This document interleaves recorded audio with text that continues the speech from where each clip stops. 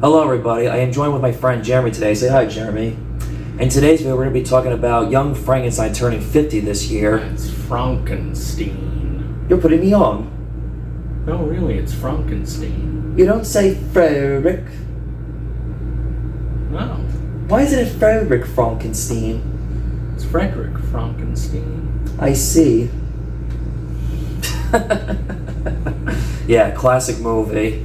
Yeah, this movie turns 50 this year. This is one of the funniest movies ever. Wouldn't you agree, Jeremy? Absolutely. Yes. Still holds up. No matter how many times I've seen this movie still makes me laugh all the way from beginning, middle to end. And it shows how great of a talent funny guy Mel Brooks is. What do you think of Young Frankenstein? It's a classic. It's very funny. It's very witty. Yes. It's got a great cast. Absolutely. Yeah, it's just a great movie. Oh, yeah. It has like some of like the most memorable lines that people quote on a daily basis. If you never saw this film, people are familiar with how we just quoted. It's Fraunkenstein, how he goes by Frankenstein instead of Frankenstein as a spoof of how try to hide his family image name of who his great grandfather was. Yeah. Yeah. And also besides that, it also spoofs a combination of the first Frankenstein film, Bride, and a little bit of Son of Frankenstein to some degree. Yes. Yes. Gene Wilder's great in this film, and Marty Feldman is great as Igor. You must be Igor. No, it's pronounced Igor. They're all great. Oh, they are. Yeah. Cloris Leachman. Yes. Bluka. Sorry. I'm sorry, go ahead. Yeah, Terry Garr. Yes. It's funny when they arrive at the castle, Igor is knocking on the door. Frederick's response is, "What knockers?" And Terry Garr's response is, "Oh, thank you, doctor." He was referring about the knock at the door, not her boobs.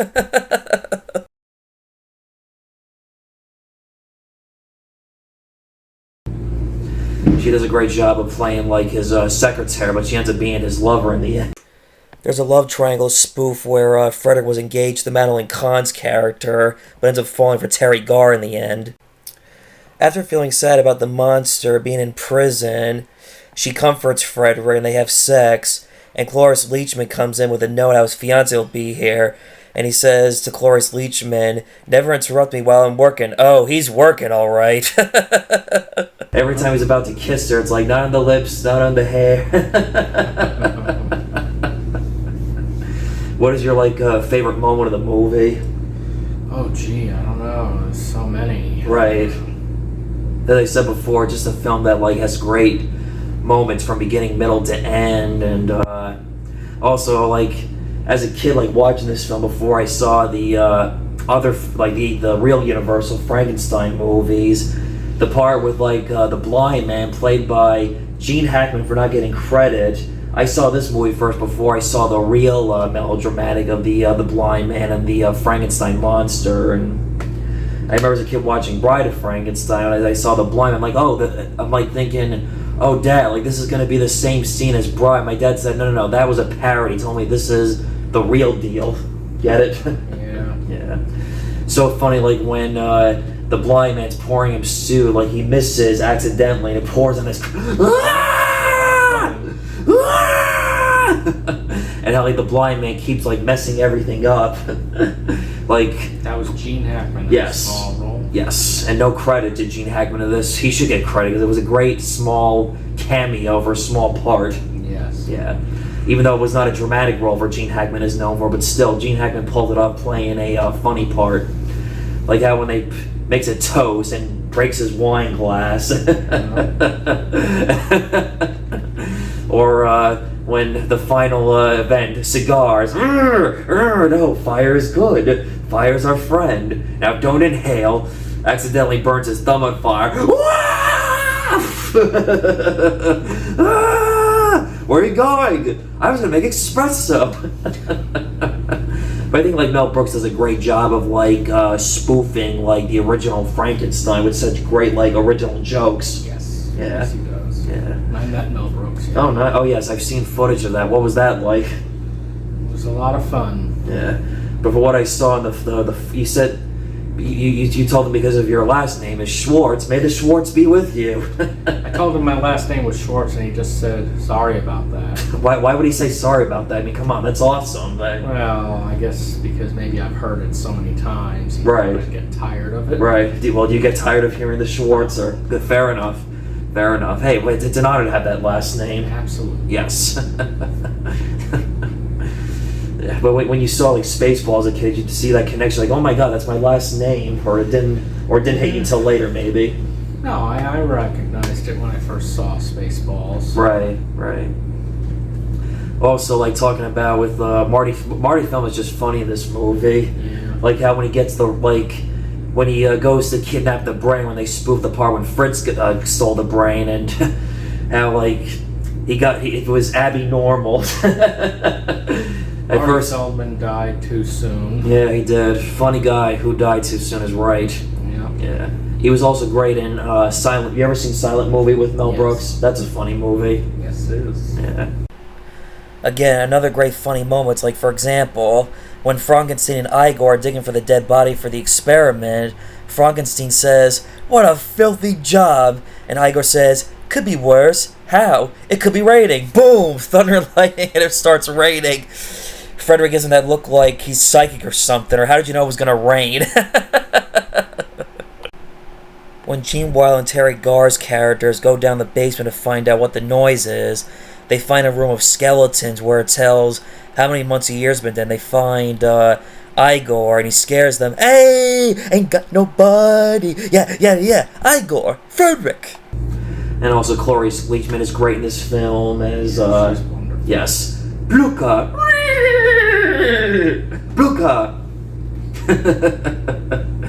I always crack up like with the joke of Marty Feldman when he's like, "Wait a minute, like I can do something about that at Hump." "What Hump?" Or "Wait, didn't you have that hump on the other side?" "What? You're oh, never mind." It's like he's tricking him of which side his hump was on, or he doesn't notice the hump himself. Or oh yeah, remember the part when they go downstairs and he's like he's like he has a trouble with the bookcase, and like, "All right, I'll just put the candle back. All right, put it back again. This time I'll block the bookcase with my body," or something like that. So, sorry if I'm caught in the middle. What's that? He gets caught in the middle. Right. Now listen to me very carefully. Don't put the candle back. I remember as a kid like laughing out hysterically at that scene, how like funny it was. Funny. It is.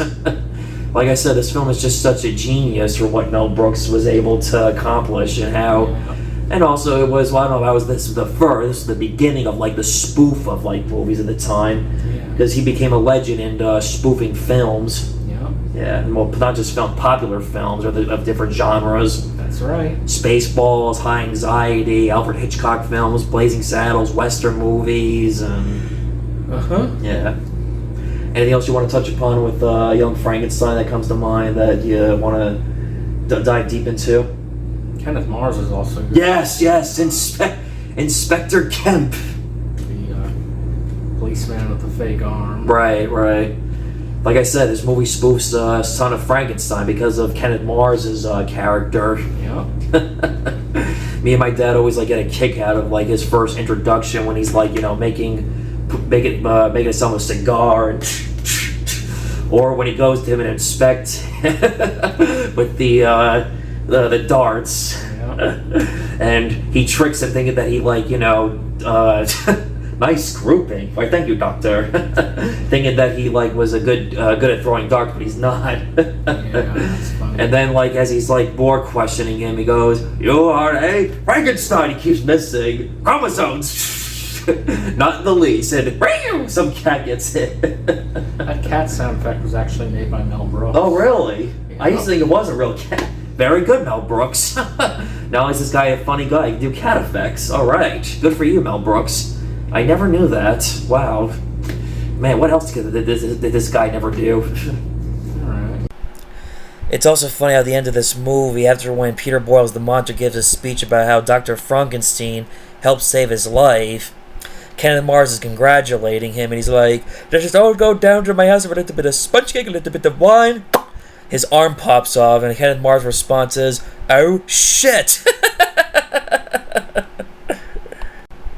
To the lumberyard! Yay! It spoofs the scene from Son of Frankenstein when the monster grabs Inspector Crow's fake arm. Yeah.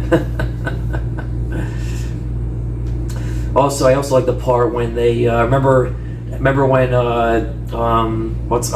his fiance arrives. What's her Madeline Kahn. When Madeline Kahn arrives and, darling, surprise, lovely. Well, let's turn it. And then Marty felt like Igor like copies him. Darling, huh? Surprise, yes, love me? Well, let's turn it. When he goes, Igor, would you give me help with the bags? Certainly. You take the ball, take the one in the tie bin. Stop it. If you notice in that scene, Gene Wilder cannot like keep a straight face. Yeah. Or like when he finds out like the brain was not Hans Delbruck, it was Abby Normal. Where he thinks that Abby Normal is a name, but no, abnormal meant it's not a normal brain. It's rotten, I tell you, I'm rotten. As usual, I always forget to talk about something when we do these recordings, these videos together. We forgot to talk about Peter Boyle, Young Frankenstein. Jeremy, what do you think of Peter Boyle and Young Frankenstein as the monster? He's very good. He does a great job under all that makeup, and I really enjoy watching him. So do I. I love the scene when they spoof the, the little girl, how, like, when, even though she doesn't drown, but they're throwing flowers by, and she goes, bye-bye, no more flowers. What should we throw in now? And they point the camera at the face because of the spoof of, like, the Past movie. And also when he plays Putting on the Ritz with Gene Wilder at that, like, some, like, showing of his creation. Also, I also love, like, his monologue ending speech when the villagers are attacking, but he gives a speech of explaining like what the purpose of Dr. Frankenstein's of how he sacrificed his body, and everyone comes to terms to realize, okay, it was all misunderstanding. Great speech, isn't that?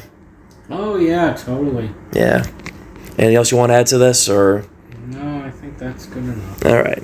Signing off. He gets Madeline Kahn at the end of this movie. Good for you. Unlike Bride of Frankenstein, the bride rejected the monster. In this movie, the monster finally got a bride. A happy ending for the monster. Good for you.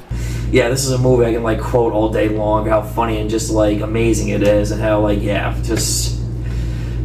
can I say? Mel Brooks knocked it out of the park with this film, with spoofing a classic Universal monster and making a parody out of it, and done so well. Yep. Yeah.